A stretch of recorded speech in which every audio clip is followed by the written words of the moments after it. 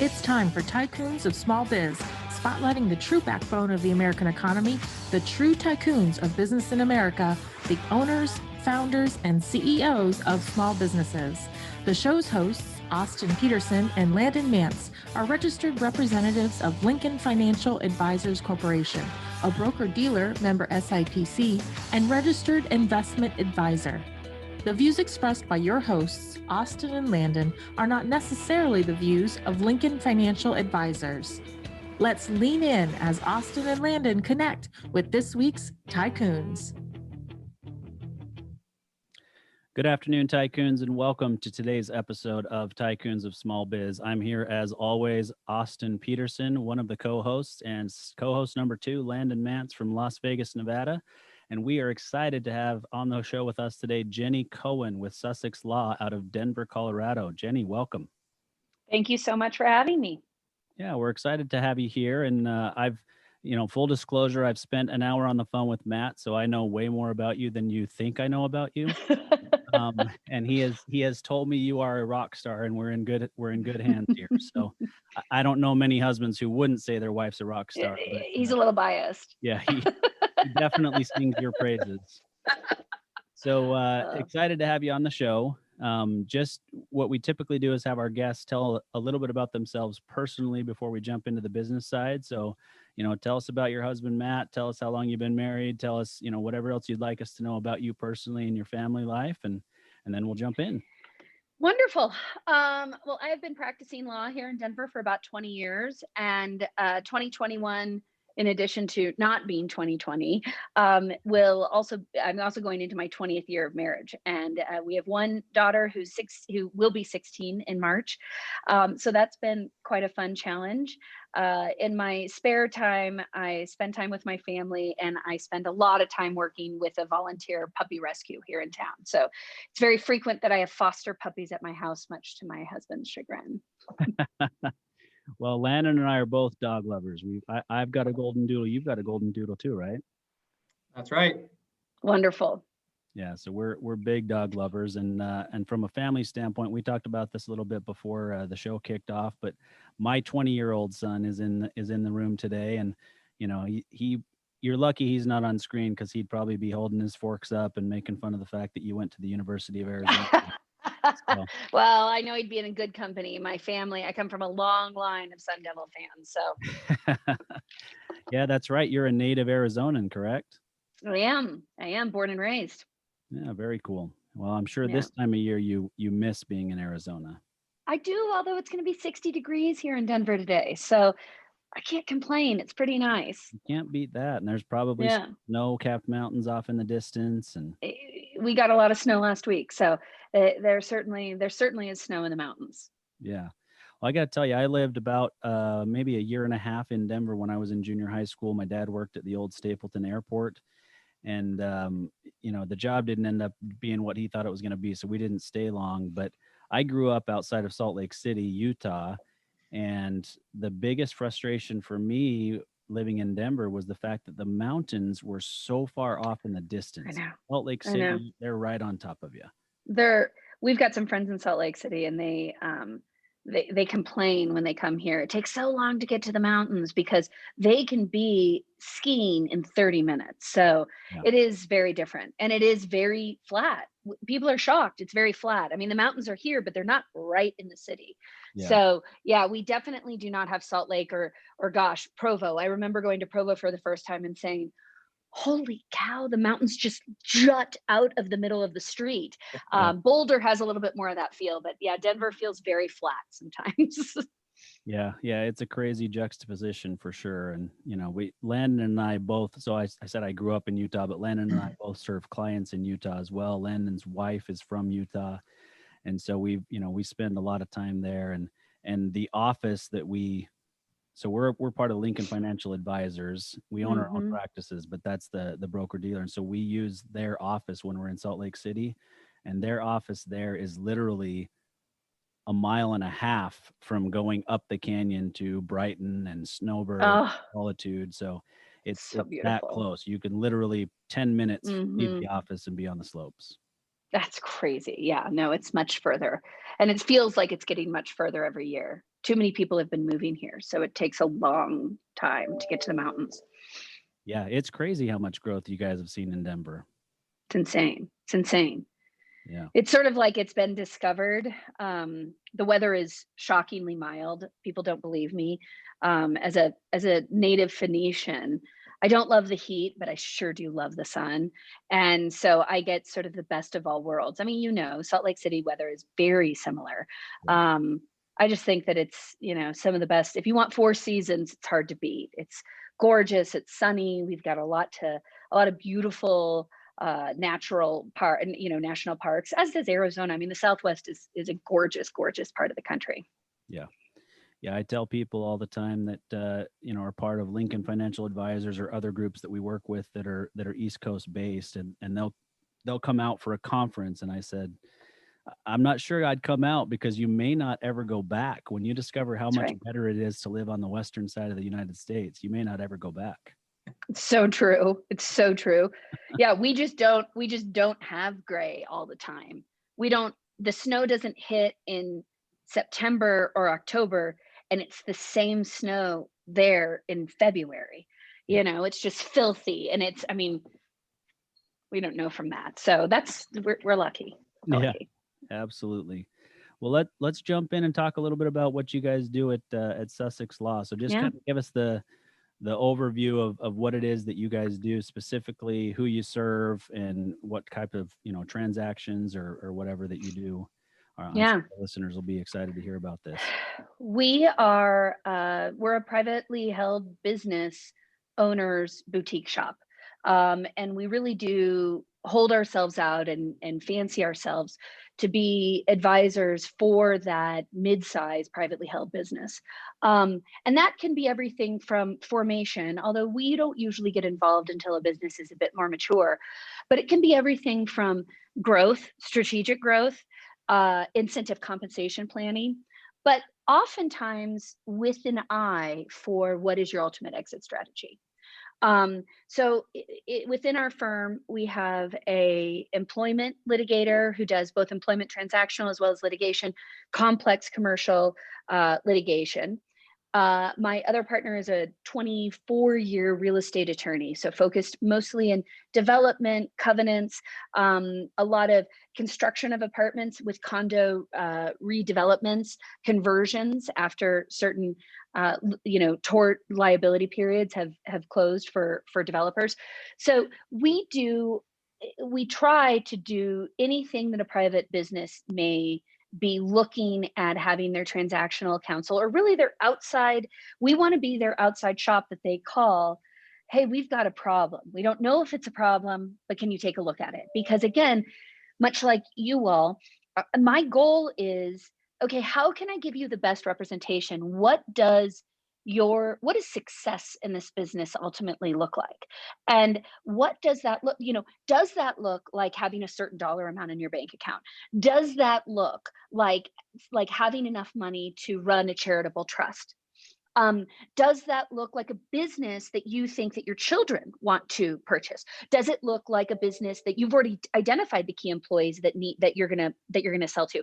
What does it look like? Because if we're not thinking about those things, then we're probably not making decisions that go to the very core and the strength of building a better, more attractive company to whomever that buyer is.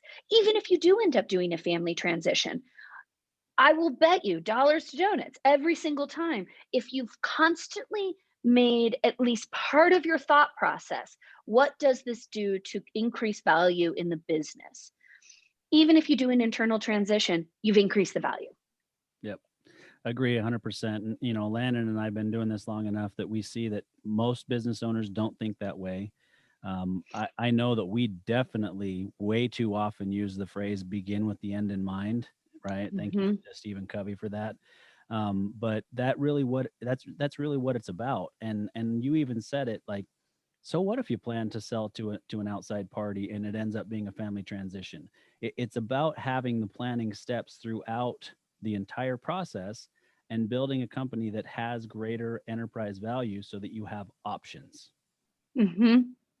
So how, when you look at the company, I've done quite a bit of franchise work in my life, as is my husband. And, a lot of times I'll say to entrepreneurs who will say, I want to franchise this. Well, tell me what it is you want to franchise. Well, it's my business. You've been representing me for a year, but why? Why do you think franchising makes sense in this business? You franchise because maybe you don't have the human capital or the financial capital to grow. So let's really be strategic.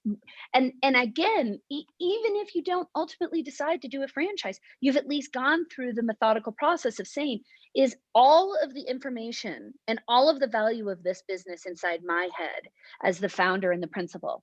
And what have I done to cross train and cross manage and bring people in? I think as so often as entrepreneurs, which we all are, I spent a small amount of time in a large international firm and helped start their Denver office here. And what I realized is this is not a good fit for my type of client. My client doesn't get treated with, I think, the level of respect that a small business owner deserves. They get sort of treated like they're the small player. And I frankly think they should be always they're my ideal client. I really enjoy working with them for a multitude of reasons. But what about your, when a contract comes in, what is the process? Even if you're the founder of that business, you don't need to sign every agreement. You don't need to negotiate every single pricing. You need to bring other people into the mix to help share the knowledge. So there's obviously just a multitude of things to think about. But again, that starting with the beginning in mind, starting with the end in mind, it really is. I couldn't agree with that more, because I just think that you end up making better business choices. Yeah, agreed. So I'm going to jump on a comment here real quick, and then I know Landon wants to ask you about, what business owners should be doing to get ready to sell. But, the comment that you made there in, they don't have to sign every contract. They don't have to do this. They don't have to do that. And that is probably one of the biggest roadblocks that business owners put up in growing their business larger, is feeling like they do have to do everything. They do have to control everything, and delegating and allowing other people to do things to where they really, and this is a phrase that Landon and I use quite a bit as well, is the ultimate goal in terms of building enterprise value is that the owner becomes operationally irrelevant. Right? Absolutely. And absolutely. Yeah. And that is a hard thing for business owners to wrap their head around.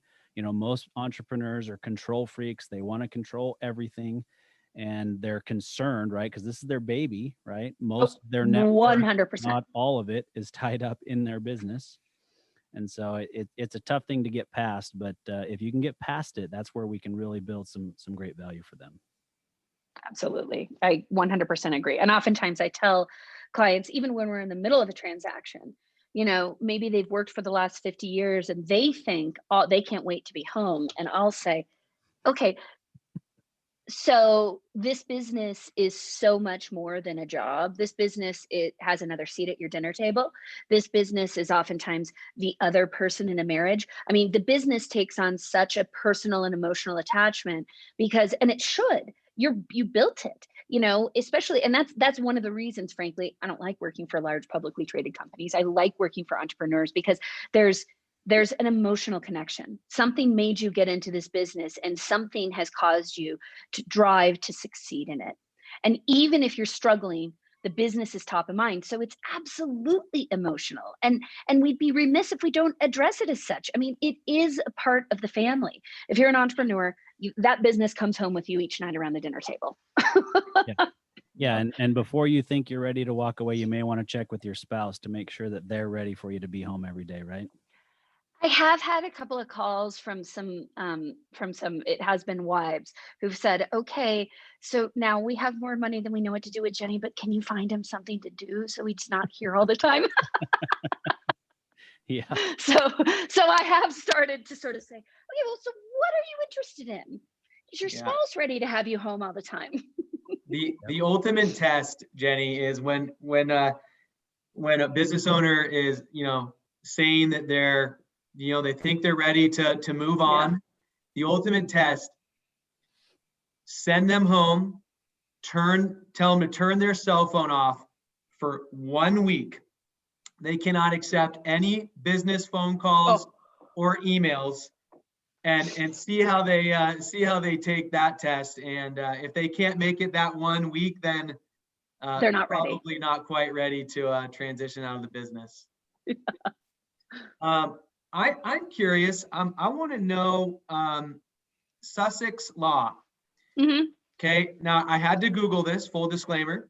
Does it originate from the county or the bird in England? So I wish it had a better story. It actually does have a pretty good story. So we're down on Larimer Street in lower downtown in Lodo, Denver. And since the pandemic, they've shut off all pedestrian traffic, all vehicle traffic, and now it's just a pedestrian walking mall. It's actually quite lovely. But the building that we're in is the Sussex building.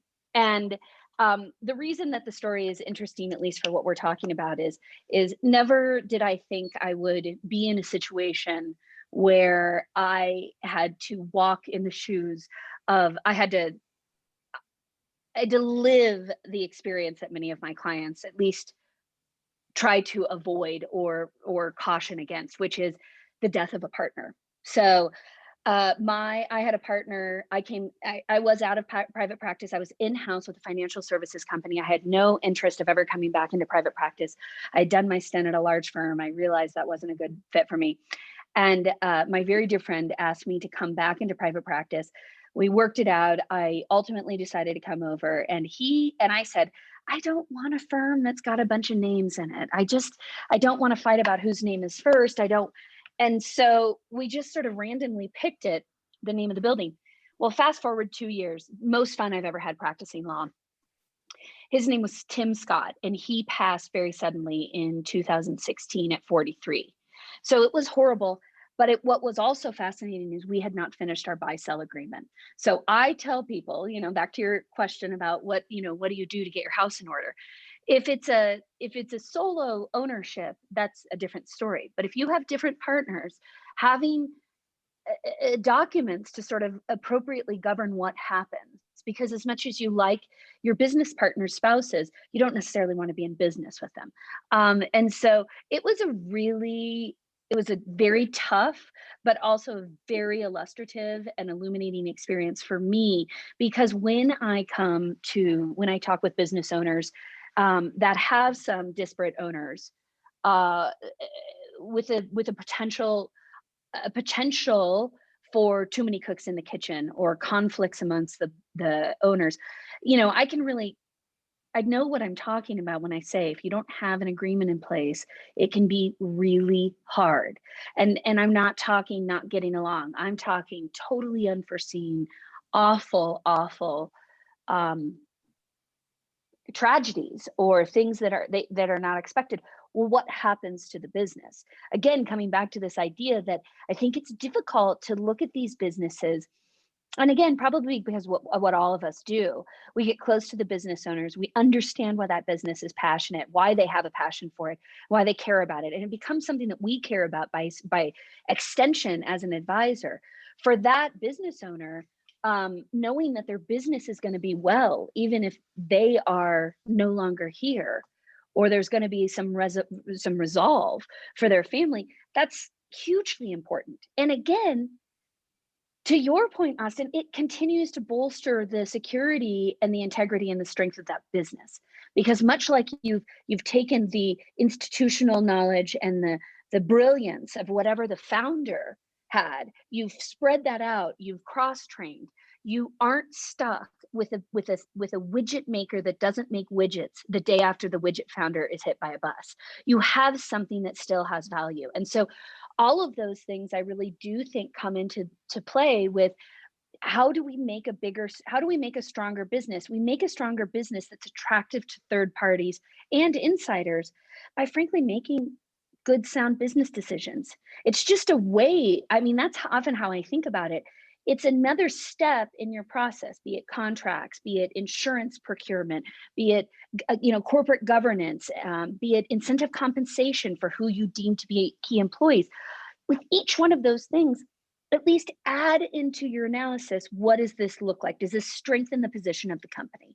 Because if you're asking yourself those questions, you're ahead of 99% of most privately held business owners, because they're so busy working on what's in front of them that they don't feel, and I feel like this sometimes, that I don't feel like I have the time to do the extra marketing or the piece in the lawyers, Colorado lawyer, whatever the case may be, because I'm so fixated on just getting my work done and making sure. So it's something that business owners have to find the time to do. Again, if they're not cook, chef, and bottle washer, or whatever the saying is, Yeah. if they're not all of those things, then they have time to do these other items, which are really important to strategic growth. Yeah, I couldn't agree more. And I unfortunately, I've had a client that went through the same situation that you went through, and I had been talking to them for over a decade, right? And they were young entrepreneurs, and they were clients along the way, but they were just building the business. There wasn't a whole lot there in assets. There wasn't much in complexity. But I said, look, you have to have that buy-sell agreement drawn up first of all, and he said, oh, we've got it drawn up. I said, okay, but now you have to fund it with life insurance and disability insurance. Yeah, I know, but we're young and cash flow and this and that. And I said, we're talking about pennies. You just need to do it. And so we finally start the process to actually doing it.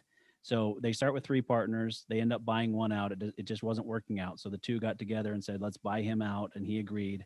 He departs. And at that point, I said, okay, now we've just changed the buy-sell agreement. This is the perfect time to do this.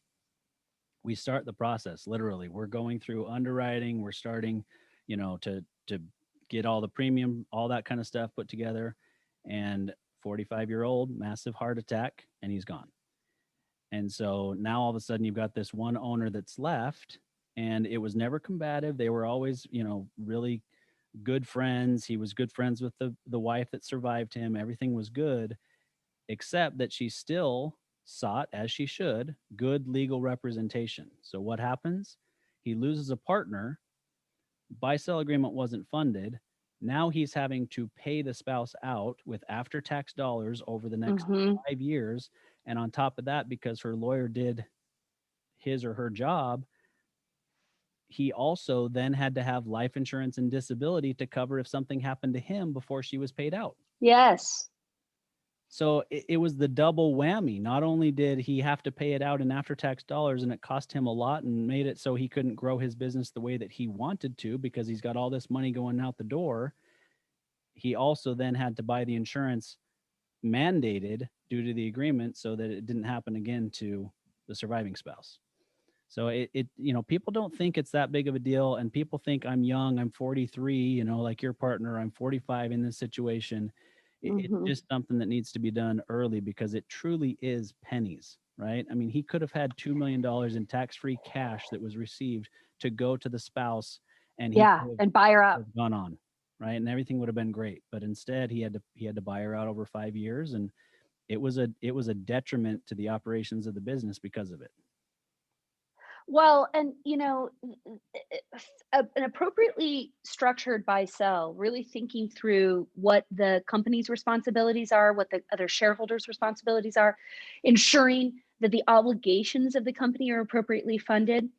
But also those conversations, unfortunately, that go into crafting a comprehensive buy-sell, they're not very fun, right? They're not very fun to have, but they're a heck of a lot easier to have when you're not having problems versus, I've had 2 or 3 just in the last year where I've been talking to them for years. 2 of them I've drafted full buy-sells and I couldn't get them to the signing table.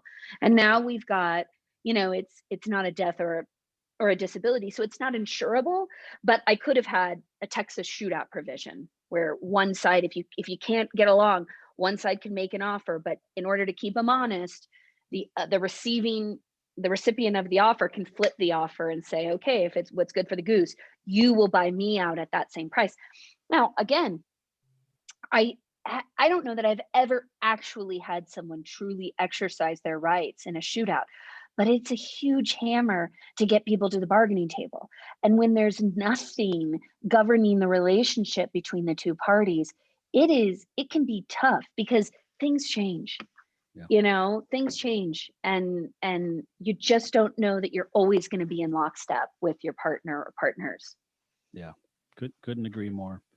Landon, any comments before we go? Yeah, yeah, that's a really great point. And my question is, as advisors to privately held business owners, Jenni, how do we do a better job of helping our clients avoid what you just explained there? So you get a client to agree to do some kind of a buy-sell agreement or some measure that is going to help de-risk their business, also make it more valuable.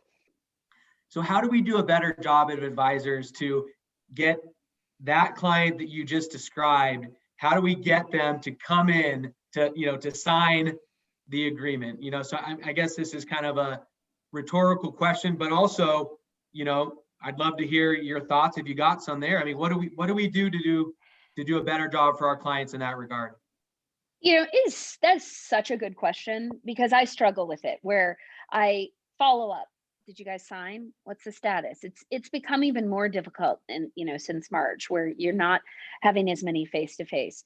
I don't have a wonderful answer, but what I would present is the transactions, especially from a planning standpoint, that I have most success. And it's one of the reasons that when we reconstituted the firm after Tim had died, and I wanted to keep that Sussex name, but when I reconstituted the firm, one of the things I was trying to figure out is what is it we're trying to impress? And it really is where business and advisors come together. And so I do think that having a well-oiled team, because your lawyer shouldn't, your business lawyer probably doesn't know anything about the estate planning piece, but they should be talking, and your financial advisor should be in that conversation, and your personal CPA should be in that conversation. Everyone should be, and it doesn't need to be laborious, but is it a one time a year touch base? Is it okay, we have certain deliverables. All right, well then how do we get those accomplished? How do certain advisors maybe cooperatively work together to say, okay, the folks at Lincoln Financial, your CPA firm, and someone from my law firm, we're all going to be there to sign annual documents. Ideally, it's, I'll ping my clients, hey, it's time for your annual meeting. Do you want me to prepare minutes or resolutions? But I wonder if there's a good opportunity to plan annual meetings where there's a host of these kinds of issues. And even if, because a lot of times I think the reason that they're not signed is people are busy. I think also it's a real uncomfortable topic. So even if we don't get it signed the first year or the first conversation, maybe it gets signed in the second or third, and God forbid something happens in between that. But I agree with you, there probably needs to be a better process through all the advisors. And I think that comes with communication as well. How can we be a well-oiled machine? Having all these advisors doesn't mean you have to pay through the nose for all of them. What it means is hopefully they're going to end up saving you money, time, anxiety, energy, and headaches, right? We should all be doing this to help our clients realize some wonderful ultimate outcome, and do it in the most efficient way. Are they protected from liability? What does their tax liability look like? Again, if they're interested in funding a charitable something, let's go ahead and really talk about setting that up well before you're under an LOI. Because once you're under an LOI, we're a stop from a whole variety of other funding mechanisms. So let's think through, because then even as your lawyer, if I've sat in those conversations, not all of them, again, I think it can be done reasonably, but if I've sat in our annual State of the Union with the client, And I've heard about certain things that are of importance. That helps, even if it's personal, that helps me from a corporate representation standpoint, because I know what areas are of great importance when we do go to market. Yep. Now she's put it on the tee, Landon. Bring it home. Hit it out of the park. She basically just said exactly what we do every single day in our practice. Yeah. Yeah. I mean, the points that you're making here are all excellent points, super relevant to the work that we do. And I agree with you, Jenni. It is not an easy task by any means to communicate the value in planning to our business owner clients, because they are of that mentality that, that I'll deal with it when it comes up, right? And you've mentioned this a couple of times, so I'll tell a quick story.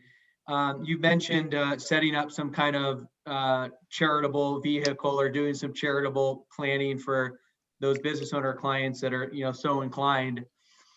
And here's a good example. I have a client that owns several very successful fast food franchises, and he is charitably inclined, and he's planning to sell off some of his stores in the next couple of years. And so one of the strategies that we have considered in coordination with his CPA and his attorney is selling some of the shares of his private business to his donor advised fund ahead of time, in an effort to minimize some of the tax bite when that sale occurs. And he, unbeknownst to us, actually ended up selling an unplanned sale of one of his stores, and trying to take advantage of that strategy at the last minute it's unavailable. You can't do that. The IRS, That's right. The IRS does not allow you to do that when you're, at the finish line. So it was a perfect example of trying to help a client understand that when it comes to tax savings and other strategies that we can implement for you, you cannot do those on a reactive basis. You have to do them on a proactive basis, because if you don't, a lot of them become obsolete, right? So it's about trying to help our clients understand the value in doing planning before they make some of the biggest financial decisions that they will ever make in their lives. I had someone come to me recently, and I'm working with them. They're a C Corp. The owner purchased the equity of this corporation about 6 years ago. Always has had a view for sale. And I had to say gently, but I said, why didn't you, I wish you would have come to see me 5-6 years ago, because we could talk about what the tax effect is in a corporation and C Corp versus an S Corp, and what that's going to look like down the road, and what limitations that's going to create for you in the structure of this sale. And so, even things like that, is there a tax advantage that I can take advantage of now, especially if I'm planning on selling?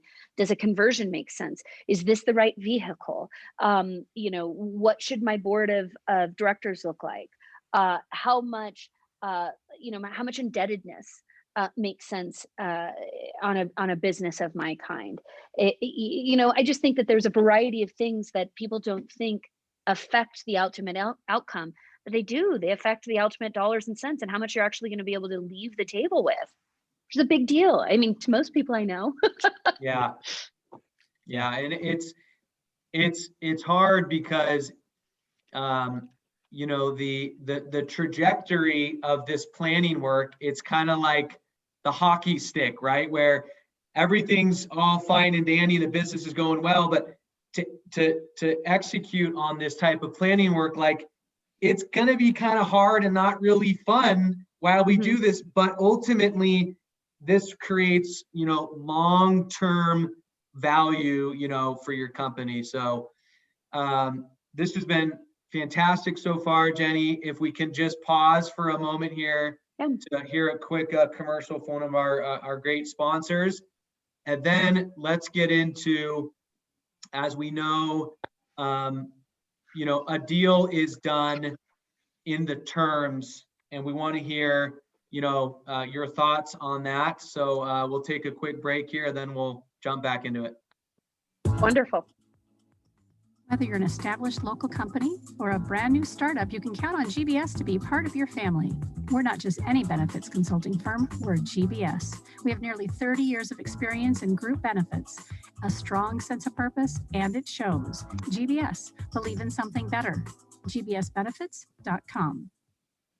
All right, welcome back, Tycoons. We are here today with a definite tycoon, rock star, dynamic Jenni Cohen with Sussex Law out of Denver, Colorado. And, we've only been going about 37 minutes so far, but I tell you, I think we've unpacked about $10,000, $20,000 worth of advice already. So let's keep it going, Landon. Yeah, absolutely. So, Jenni, as you know, probably even better than us as an attorney, advising and guiding clients through, different transactions, that the terms of a deal are so critical, especially for the seller, which I don't know if I'm assuming you probably represent them a little bit more on the sell side, but maybe you do some buy side work as well. So share with us what are maybe the top 3 most important things that a business owner needs to consider when it comes to the terms of a deal in order to ensure the successful outcome for what they're trying to achieve. Mm-hmm. You're right, Landon. I do represent most of my clients, a slight majority, probably about 70% are sell side. So as far as I couldn't agree with your statement more. It does come down to the terms, and it really comes down to, I guess I would say there's one preliminary gating item. What kind of, again, I think that you should always plan for any kind of structure, but if we're actually down to brass tacks, there's pretty different terms that I think are hurdles in transactions if it's an internal buyout versus a third party. And then there's further complications if it's a third party strategic, someone that's already in the space, and they're either creating a larger jurisdictional footprint, or they're adding some service to an existing line, versus a financial buyer. So I think that it can be different depending on what kind of structure. But I will tell you the pieces as a sell side attorney, when I'm representing a seller, buyer's counsel prepares documents. And even though it tends to be at the very end of the transaction document, as an attorney, the very first section I go to is the indemnification section. And the reason I go there is I want to know who, what, where, when, right? I want to know who is it that the buyer's looking to indemnify for certain claims. What's the scope of that indemnity? Is there a cap or a limitation, a deductible? And how long will their liabilities survive the transaction? So I would say indemnification, the scope of the indemnification, even if it's an asset sale in a business and the entity is technically the seller, in a privately held business, expect that the buyer is going to want someone or some group of people to be personally backing those indemnifications. So who is that going to be? How is that going to be funded? Obviously, that can look different in a structure where the seller is, say, selling to someone internally and they're funding the transaction, so they have a carryback note and maybe still continued involvement. But what is the seller's liability in whatever scope that looks like? Is that indemnification? Is that a funded indemnification? Is it money off the top? Is it money that has to be paid? do the individual owners have joint and several liability? So I think indemnification is a really big one. Another huge item, and I think we're going to see even more of it if we do have a little bit more of a downturn. Who knows what's going to happen, but I see it often in recessions, which is an increased use of earnouts.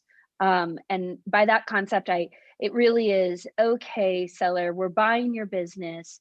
And, as a lawyer, again, my goal and my job, as I see it in the seller's capacity, is to ensure accuracy and completeness in the document so as to avoid any post-closing indemnification claims that are otherwise avoidable.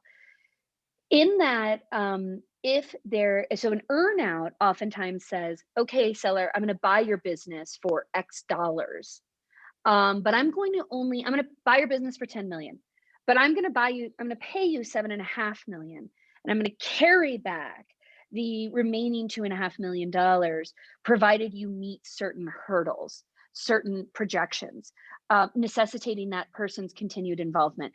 I would really make sure that you know what you're doing when you're looking at those earnouts. Earnouts can be very tricky. Oftentimes a well-crafted earnout, frankly, should be aspirational. So and I think that dovetails nicely. So earnouts are critically important, how they're measured. Is it subjective or objective criteria? How testable is it? And how reasonable is it? And if it's truly aspirational, is it being treated as such? And I think that dovetails into my third issue, which I think is purchase price. So have a good idea of what your market is garnering. If your market looks at multiples of EBITDA, again, that doesn't necessitate, if your business doesn't already require doing a full-blown third-party audit. But what it may require is having a good CPA firm coming in and reviewing your books and giving you good analysis and good advice on what they think your EBITDA looks like, adjusted and unadjusted.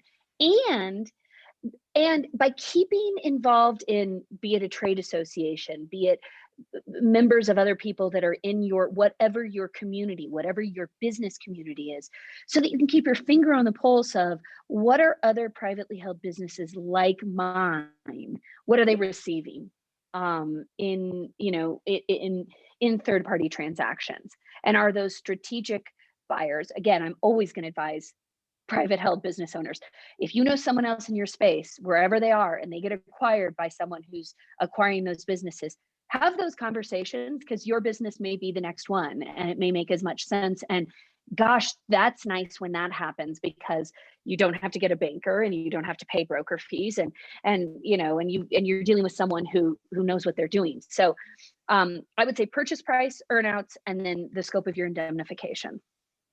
Yeah, Austin, I'll make one comment and then I'll kick it back over to you. Yeah. I would say to our listeners that if you take one thing away from this conversation, that it needs to be,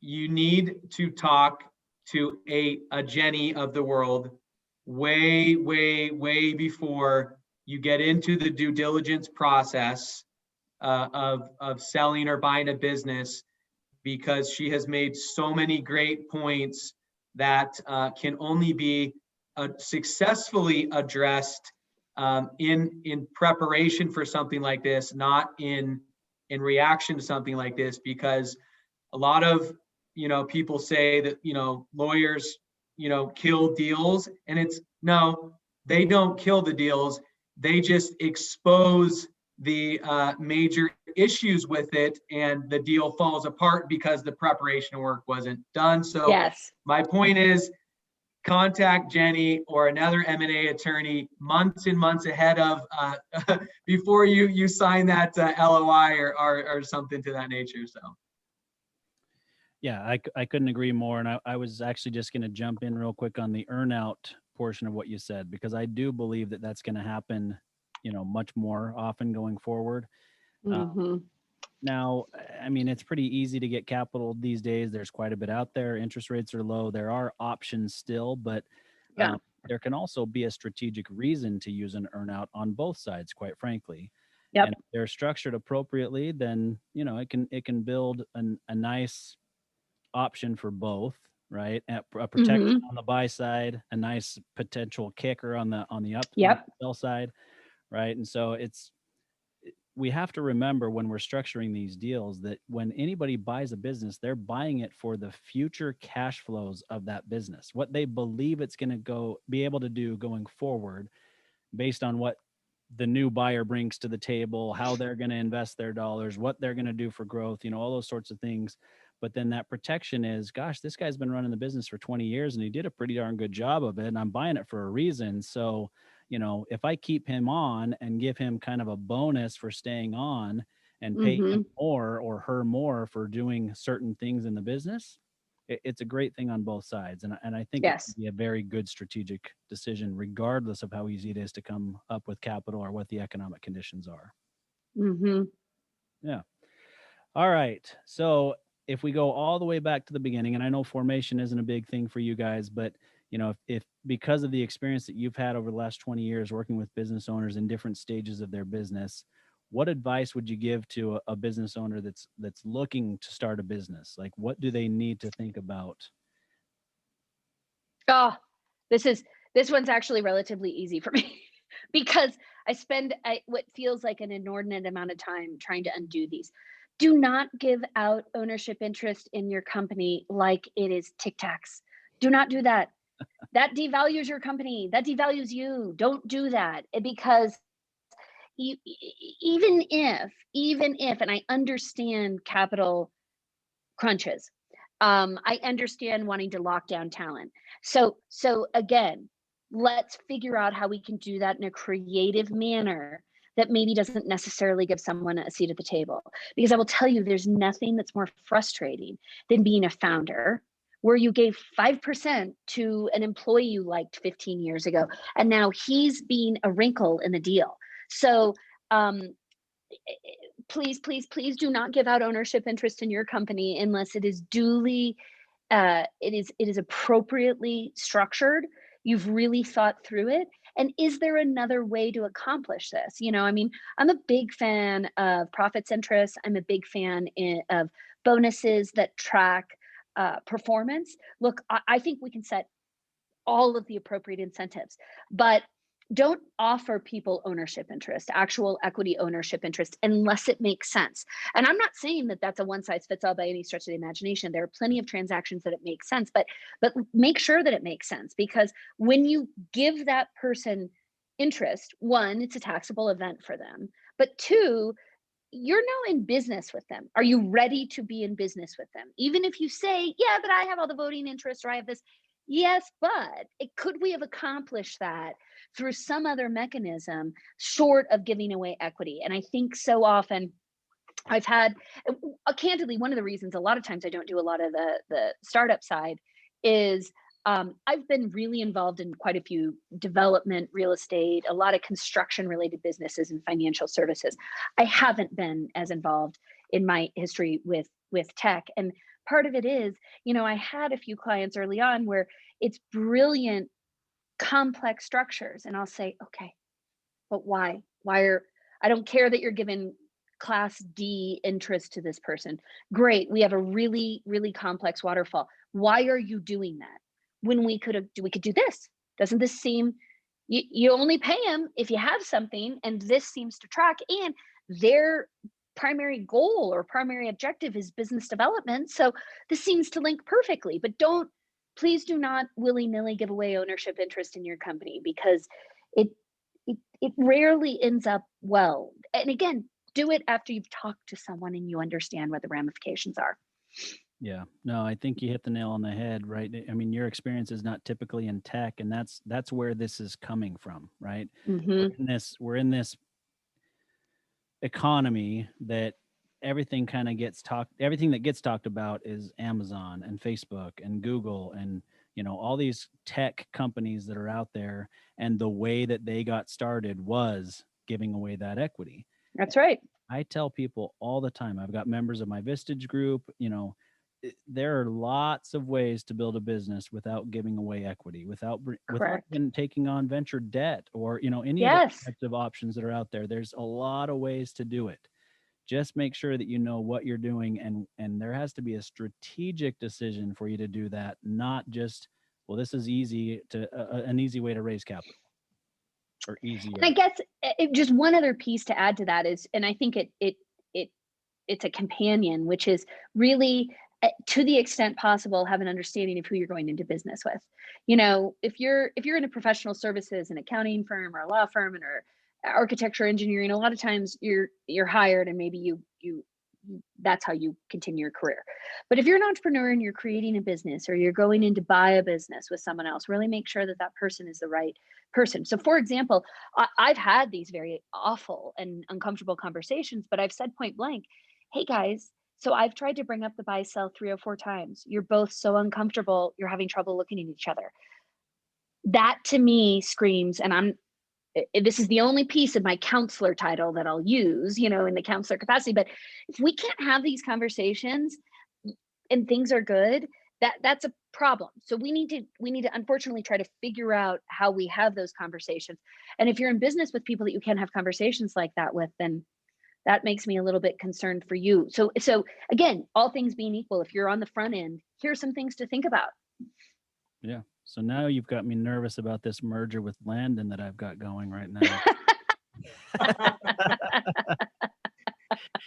Not just the fact that he's got that great head of hair that I'm jealous of every day. I know. Other See? hidden Jenny, remember client attorney privilege. Okay, let's There you not. go. Oh goodness. All right. Well, I got to tell you, most people do not put fun and being an attorney in the same sentence. So let's wrap this up with you telling us about what's fun about what you do. So I am in such a unique position. I went to law school and was trained to be a litigator, like every attorney leaves law school trained as. And I realized really early on, oh my gosh, if I have to have these knockdown, drag out, awful fights about discovery, about turning over a certain document, everything about this is destructive. And I was fortunate enough to move into transactional work. And what I found is, oh my gosh, so when we sit down, we being myself and the counsel on the other side, we both want the exact same end result. We may have different concepts about how we get there, but from the very first moment, from inception, we're all on the same team. So that is so fundamentally different than what most lawyers get to do or do for a living, that at the end of, at my closings, those are celebratory events. And as a lawyer, we don't get to be involved in many celebratory events unless it's taking someone down. In mine, they tend to be pretty productive and wonderful. And and this is public now. I just closed a deal a couple of weeks ago where I represented the Tattered Cover here in Denver, which is one of the larger independent bookstores. And it was a really, really, really fun transaction because I got to work with the sellers and ensure that the Tattered Cover is really going to have this new, exciting, fresh ownership, taking it into the new generation. And so being able to be involved, and that's one of the reasons I really do like quite a bit of construction projects. Again, there's just more tangible to it. But I feel like I've accomplished something at the end of the day, even though it's a small part. The work has largely been done by the entrepreneur, but I get to be there and sit across the table and ask them what they're going to do, and what do you get to do now that you're riding off into the proverbial sunset? And that's a really, really fun position to be in as a lawyer, and one that most lawyers don't get to enjoy. Yeah, agree 100%. I talk about that with what we do, quite honestly. My 20-year-old son, like I've mentioned, is here in the studio. And I remember a few years ago, he said something to the effect of, Dad, what you do for a living has got to be the most boring thing in the world, right? And now he's matured a little bit and he's realizing, gosh, you know what Dad does might be fun. And he does have an impact on people's lives and their businesses and their families. And so, there's an interest now in learning a little bit more about, which is part of why he's here. But, I share that same joy. I mean, honestly, Landon and I have talked about this. Watching people grow their businesses and turn it into something is very rewarding. just managing money for somebody, I don't get super excited about that. You know what I'm saying? And so, I mean, again, we manage money, we handle people's investments, we do a very good job at it, but that's not what gets me excited. It's about helping them accomplish their goals. And that's right. It's really fun. I mean, I've had people who, I had one client that we closed a deal. This was a few years ago, but it was right around the holidays. And so he had 5, like 17 to 25-year-old grandchildren. And he bought all of them a Prius. He was so excited about it. And he was out there shopping for his bows. And I just thought, this is so much fun. And I just had a client call me the other morning. I was lying in bed, having a cup of coffee. It was the weekend. And a dear client of mine called and he said, well, it's the 1-year anniversary of our transaction and it couldn't be going any better. And I just wanted to tell you how appreciative I am. And I said, oh my gosh, this just made my day. So it's fun to be involved in that. Yeah. Landon, bring us home. Yeah, perfect. A perfect note to end the conversation. So, Jenni, this has been a lot of fun. You clearly have a deep passion and excitement for what you do. And Austin, I, excuse me, certainly look forward to staying connected with you in the future. But for our guests, for our listeners and our followers, how do they get in touch with you if they want to have a conversation with you? Absolutely. So my law firm is www.sussexlawfirm.com.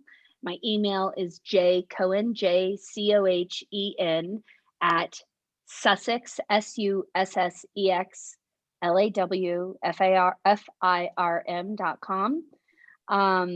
And I would love to talk with anyone. I am always interested. If nothing else, I'd love just learning about how people got involved in these different businesses. It's pretty exciting. There's always a pretty good story to it.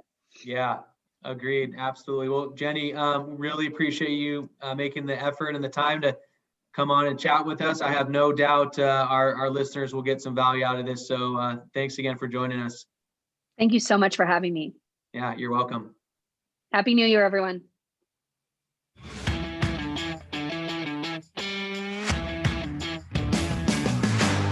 You've been listening to Tycoons of Small Biz, proudly hosted by Austin Peterson and Landon Mance. Austin and Landon are comprehensive financial planning professionals specializing in financial, estate, and succession planning for small business owners. Austin and Landon have offices in Scottsdale, Arizona, and Las Vegas, Nevada, and represent clients in 14 states throughout the country.